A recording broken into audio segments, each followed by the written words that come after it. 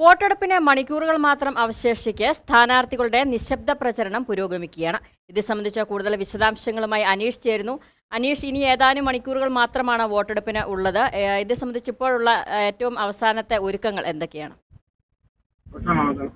തീർച്ചയായിട്ടും അജിത, ഇപ്പോൾ അവസാനഘട്ട പ്രചരണ പ്രവർത്തനങ്ങളിലാണ് സ്ഥാനാർത്ഥികളുള്ളത്. നിശബ്ദ പ്രചരണമാണ് ഇപ്പോൾ നടന്നുകൊണ്ടിരിക്കുന്നത്. നാളെ രാവിലെ 7 മണി മുതൽ പോളിംഗ് ആരംഭിക്കും. പോളിംഗ് സാമഗ്രികളുടെ വിതരണം അടക്കം ഇടുക്കി ജില്ലയിൽ പുരോഗമിച്ചുകൊണ്ടിരിക്കുകയാണ്. സ്ഥാനാർത്ഥികൾ UDF സ്ഥാനാർത്ഥി ഡീൻ കുര്യാക്കോസ് രാവിലെ 7 മണിക്ക് ബൂത്ത് നമ്പർ 80, അതായത് കുളപ്പുറം സെന്റ് ജോർജ് LP സ്കൂളിലാണ് വോട്ട് ചെയ്യുന്നത്. LDF സ്ഥാനാർത്ഥി അഡ്വക്കേറ്റ് ജോയ്സ് ജോർജ് നാളെ രാവിലെ വാഴത്തോപ്പ് പള്ളിയിൽ കുർബാനയിൽ പങ്കെടുത്ത ശേഷം 8:30 വോട്ട് രേഖപ്പെടുത്തും. മുളകുപള്ളി അംഗൻവാടിയിലെ 88-ാം നമ്പർ ബൂത്തിലാണ് ഇദ്ദേഹം വോട്ട് രേഖപ്പെടുത്തുന്നത്. NDA സ്ഥാനാർത്ഥി അഡ്വക്കേറ്റ് സംഗീത വിശ്വനാഥൻ തൃശ്ശൂരിലാണ് രാവിലെ വോട്ട് രേഖപ്പെടുത്തുന്നത്. അതിനുശേഷം ഇവര് രാവിലെ തന്നെ 7 മണിയോടുകൂടി വോട്ട് രേഖപ്പെടുത്തിയ ശേഷം ഇടുക്കി ജില്ലയുടെ വിവിധ മേഖലകളിൽ വോട്ടർമാരെ സമ്മതിദായകരെ നേരിട്ട് കണ്ട് വീണ്ടും വോട്ട് ഉറപ്പിക്കുന്ന പ്രക്രിയയിലേക്ക് നടക്കും. ഇതുമായി ബന്ധപ്പെട്ട്, അതായത് നാളെയാണ് സംസ്ഥാനത്ത് ഒറ്റഘട്ടമായിട്ടാണ് വോട്ടെടുപ്പ് നടക്കുന്നത്. അതിനോടനുബന്ധിച്ച് സംസ്ഥാനത്ത് നാളെ പൊതു അവധി പ്രഖ്യാപിച്ചിട്ടുണ്ട്. അതായത് സംസ്ഥാനത്തെ സർക്കാർ ഓഫീസുകൾ, വിദ്യാഭ്യാസ സ്ഥാപനങ്ങൾ എന്നിവയ്ക്ക് ഉൾപ്പെടെ എല്ലാ സ്ഥാപനങ്ങൾക്കും പൊതു അവധിയായിരിക്കും. വാണിജ്യ സ്ഥാപനങ്ങൾക്ക് ശമ്പളത്തോടു കൂടിയുള്ള അവധിയാണ് ഇപ്പോൾ പ്രഖ്യാപിച്ചിട്ടുള്ളത്.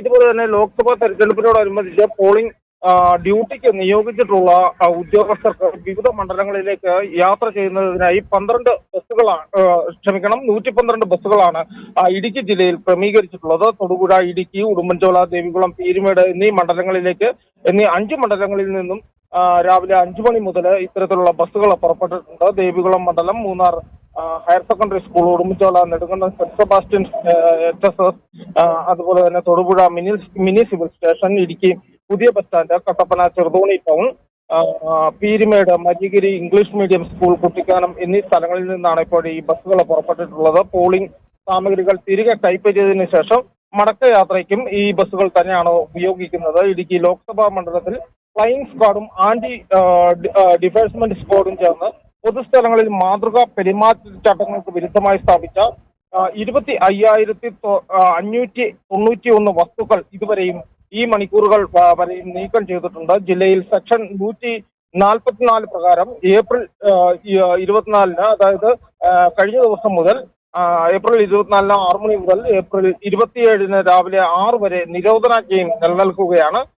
അതായത് ഈ പൊതുസ്ഥലങ്ങളിൽ നിയമവിരുദ്ധമായി കൂട്ടം കൂടുക, പൊതുയോഗങ്ങളോ റാലികളോ നടത്താതിരിക്കുക, ജില്ലയിലെ ലോക്സഭാ മണ്ഡലങ്ങളിലെ വോട്ടർമാരല്ലാത്ത രാഷ്ട്രീയ ഭാരവാഹികളുടെയോ പ്രവർത്തകരുടെ സാന്നിധ്യം തടയുക, ഒരു തരത്തിലുള്ള ലൗഡ് സ്പീക്കറുകളും ഉപയോഗിക്കാതിരിക്കുക തുടങ്ങിയ മാർഗനിർദ്ദേശങ്ങൾ ഉദ്ദേശിച്ചുകൊണ്ടാണ് ഇത്തരത്തിലുള്ള 144 ഇപ്പോൾ പ്രഖ്യാപിച്ചിട്ടുള്ളത്.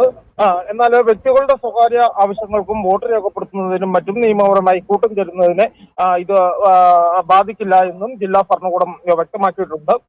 ഇതിനോടൊപ്പം തന്നെ തെരഞ്ഞെടുപ്പ് സാമഗ്രികളുടെ വിതരണവും രാവിലെ തന്നെ ആരംഭിച്ചിട്ടുണ്ട്. രാവിലെ 6 മണി മുതലാണ് ഇത്തരത്തിലുള്ള പ്രവർത്തനങ്ങൾ ജില്ലയുടെ വിവിധ മേഖലകളിൽ നടക്കുന്നത്. മൂന്നാർ വൊക്കേഷണൽ ഹയർ സെക്കൻഡറി സ്കൂളിൽ പോളിംഗ് സാമഗ്രികളുടെ വിതരണം രാവിലെ ആരംഭിച്ചു.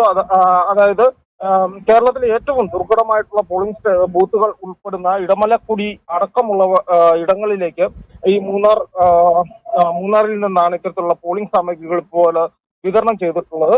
സംസ്ഥാനത്തെ ഏക ഗോത്രവർഗ പഞ്ചായത്തായിട്ടുള്ള ഇടമലക്കുടിയിൽ ഇത്തവണ വോട്ട് രേഖപ്പെടുത്തുന്നത് 1844 വോട്ടർമാരാണ്. 85 വയസ്സിന് മുകളിൽ പ്രായമുള്ള 10 വോട്ടർമാരും ഇതിൽ ഉൾപ്പെടുന്നുണ്ട്.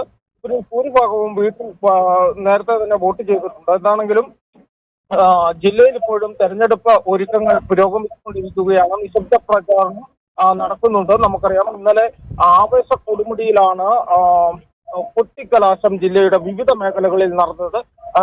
അതിന് സമാനമായിട്ടുള്ള ഒരു പ്രചരണം തന്നെയാണ് ഇപ്പോൾ ഓരോ മേഖലയിലും നടന്നുകൊണ്ടിരിക്കുന്നത്. അതായത് നിശബ്ദ പ്രചരണമാണെങ്കിൽ കൂടി എല്ലാ വീടുകളിലും ഇപ്പോൾ LDF, UDF, NDA പ്രവർത്തകർ വീടുകൾ കയറിയുള്ള പ്രവർത്തനങ്ങൾ നടത്തുന്നു. ബൂത്തുകൾ കേന്ദ്രീകരിക്കുന്നതിനുള്ള പ്രവർത്തനങ്ങൾ നടക്കുന്നു. ബൂത്ത് കെട്ടുന്നതിനുള്ള പ്രവർത്തനങ്ങളൊക്കെ തന്നെ പുരോഗമിച്ചുകൊണ്ടിരിക്കുകയാണ്. നാളെ രാവിലെ 7 മണി മുതൽ തന്നെ ജില്ലയില് പോളിംഗ് ആരംഭിക്കും.